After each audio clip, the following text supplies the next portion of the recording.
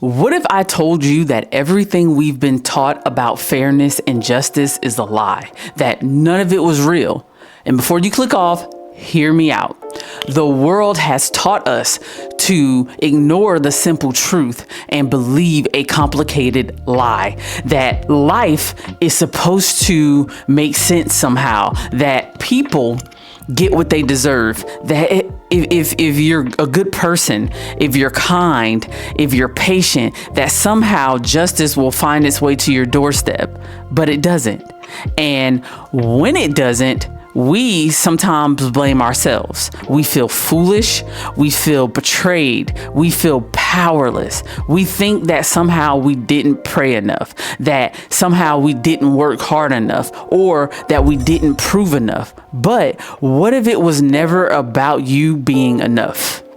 If you're new here, my name is Naisha Nicole, and if you've seen my face before, you know that we are 100% locked in, and this is a channel and space of honesty, so welcome back. From childhood, we were trained to chase fairness like it was some sort of finish line, that if you play by the rules, you'll win, that if you treat people right, they'll treat you right, that if you stay humble, life will reward you. But what happens when it doesn't? Let me know in the comments. What happens when it doesn't? What happens when the people who cut corners are the ones who get ahead? What happens when you're the one doing all the things right, the right way, and still getting left behind? What happens? And by no means am I saying do something this way or do something that way. I'm just pointing out the realization, because when you see it, and when you go through it, it's like a gut punch to you. It's like a gut punch to say that life isn't fair, because it isn't, and that justice isn't just because because it isn't. You can go on TikTok or Instagram and you can just scroll, and I guarantee you'll see something that isn't just or that isn't fair. I guarantee you, because that's not the world that we live in, and waiting for it will break you. Waiting for life to be fair and waiting for justice to be just will slowly but surely break you. And that realization is not meant to make anyone bitter. It's meant to set you free. Because knowing something is better than just ignoring it and acting as if it doesn't exist. And I'll ask you this, because if the rules doesn't guarantee fairness, then do you feel like maybe it's time to stop playing by them? You ever get that thought that cross your mind? Let me know in the comments. Because the thing about the lie to me is that the lie taught us obedience. And the truth, the important thing about the truth is that it teaches us ownership. And I don't know where you thought this was going, but this is a channel of honesty. And this is a channel of taking ownership of your situation, taking ownership of your life. See, the world, it runs on systems. And the sooner you figure that out, the better off you'll be. It runs on systems emotionally. It runs on systems financially. It runs on systems socially. It does. They were never built. None of those systems was ever built to be fair. They were built to maintain order. And once you understand that, you stop trying to be the chosen one, the pick me, and you start choosing yourself. Because fairness isn't something that you'll wait for. It's not something that you wait for. It's something that you create through boundaries, clarity, and power. And this right here, this is where the real education begins. Because I'm going to tell you how to reclaim your agency in a world that's not designed for it. Because the world is not designed for you. It's designed for you to fit in a world that wants to maintain order. Number one, stop chasing fairness and start demanding alignment. Not everything that's fair is right for you. Not everything that's right for you will feel fair. That's the truth.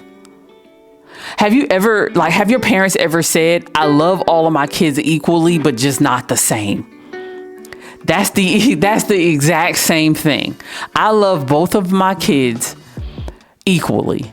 I do not love them the same because one may require a little bit more than the other. It's the truth. One may be a little bit more independent than the other, so I don't have to check on them every day. Make sure they do day-to-day tasks. Make sure they're doing what they're supposed to do in life because I feel confident that they have it all together and that they'll come to me if they need something. But I might have my other kid needs a little bit more hand-holding with everything, and that's okay. You should ask yourself, does this align with my peace, my power, and my purpose? If you ask yourself those questions, that will tell you right then and there if you are in a space where you need to be. Everything's not going to be fair, and everything that's fair is not going to be right for you, and that's okay. Number two, redefine justice. Because sometimes when people think about justice, they think about payback. At least I know I was one of those people. If you was one of those people, let me know in the comments. Put it in the comments because I know that's how I used to think. Oh, I'm going to get justice for this. No, it's a restoration. It's the quiet confidence of saying, you can't shake me anymore. That this doesn't hold power over me anymore. You having peace will be the biggest revenge you can ever take on a single person. Have you ever been Have you ever been in an argument with a person and they stayed quiet? Tell me how that feels. Let me know in the comments. Tell me how that makes you feel when you are having I don't consider myself as being argumentative. I like healthy discussions. But if you're in an argument with a person and they don't say anything, or they just say, okay, how does that make you feel? I know it boils you, boils your blood. I know it does because their lack of response makes you madder than if it would have if they continued to respond with stuff and y'all continue to go back and forth. The lack of response. So I say all of that to say that you don't have to respond to everything. Your peace is going to be how you get your revenge. Number three is educate yourself beyond surface level. Oh my gosh. I cannot stress this enough. In this world of technology, there is so many ways you can seek knowledge. So many ways. Educate yourself beyond the surface. Study how systems actually work. Because if you know how the system work, you can better prepare for it. If you know how the systems of money, of emotions, of energy actually works, the more you'll understand and the less those systems can manipulate you. I was once watching this video, and I tend to watch Myron Golden a lot. And I was watching this one video where he said, make so much money that they can't buy you. And I get what he was saying. I didn't take it as he was literally saying, make a certain amount of money. I felt like he was saying, be so sure of yourself. Be so confident in who you are that nothing anyone does to you or nothing that anyone offers you will be enough to manipulate you to buy you. And that's hard in this world of content creation. It's so hard because you get so excited about, people offering you brand deals and people, wanting you to be the face of their company or whatever they stand for. But not everything that everyone stands for will align with you. And that's why you have to educate yourself, because people will offer you money and things as a way to buy you, to quiet you. And the more you know, the less you can be manipulated.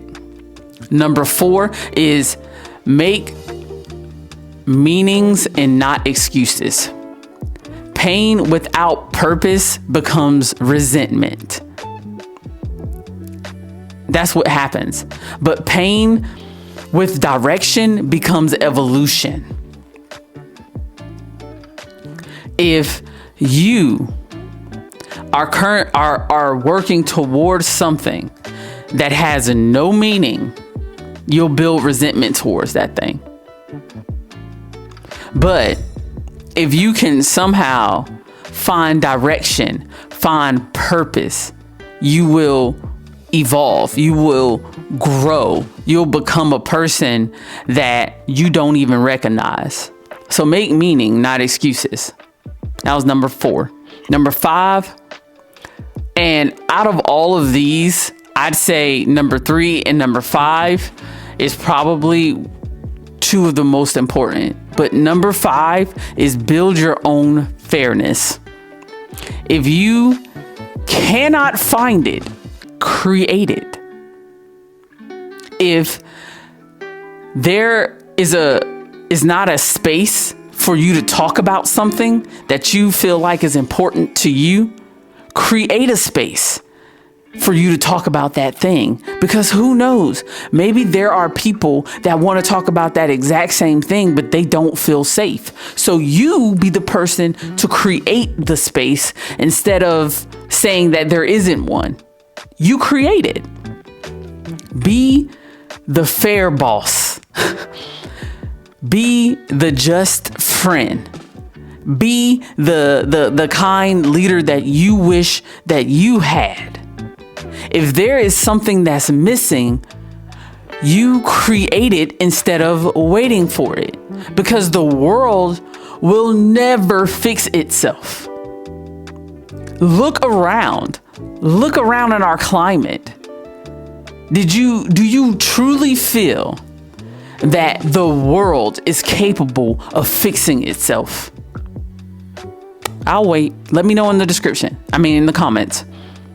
Let me know in the comments. Do you truly feel that the world that we live in, with all of this stuff that's going on, all of this foolishness, do you truly believe that it is capable of fixing itself? Do you truly believe that people are capable of playing by rules that was created by whoever? Do you truly believe that life will always be fair and always be just? If so, I want you to look at all of the innocent people incarcerated. I want you to look at all of the innocent victims across this world. I want you to truly take a deep dive and look at it. If you really believe that this world will somehow fix itself, because it won't. But just because the world won't fix itself does not mean that you can't build something inside of this world that is real. And it is not meant to deter you in any type of way. This is not meant to do that. This is meant for us to stop pretending that life is somehow supposed to make sense, because it isn't. It's not supposed to be fair. It's not supposed to be all of those glamorous things that you see on the TV. No, that's make-believe. It's supposed to teach. That's what life's supposed to do. Fairness doesn't build character. Friction does. Unfairness doesn't define your worth. It reveals your resilience. So the next time you hear someone say life isn't fair, you can look back and say good. You can say good because you're not waiting on fair anymore. That you're building what's real. You're doing that yourself. And to me, that's the secret that no one wants to tell you. When you stop chasing fairness, you'll finally meet freedom. I used to be the type of person that said that. Oh, life isn't fair. Oh, why can't this happen for me? Oh, why does good things always happen to bad people? Why do they always seem like, they're in the best situation? No. Instead of looking at it like that, I just started looking at it like I'm going to create my own opportunities. Is it going to be hard? Absolutely. Am I going to face pushback? Absolutely. I am. But that's okay. Because now I believe that you get to decide what is real. And that's the truth. Because life, it may not be fair, but you're finally real. And you get to decide starting today what will or won't be a lie or fair or just. You get to do that. And that's the beautiful thing about life. It teaches us. It allows you to learn. And sometimes those lessons are painful, but necessary. I appreciate you for watching this video. I truly, truly, truly do. I thank you to all my subscribers. And if you've watched to the end of this video, I thank you too. And go ahead and subscribe because you know that you want to. Hit that like button, hit the notification button so you never miss any time that I drop a video. And YouTube's going to recommend a video right here, and I recommend that you check it out. I appreciate you so, so, so much. You have no idea. My name is Naisha Nicole. Thank you. See you in the next video. Peace.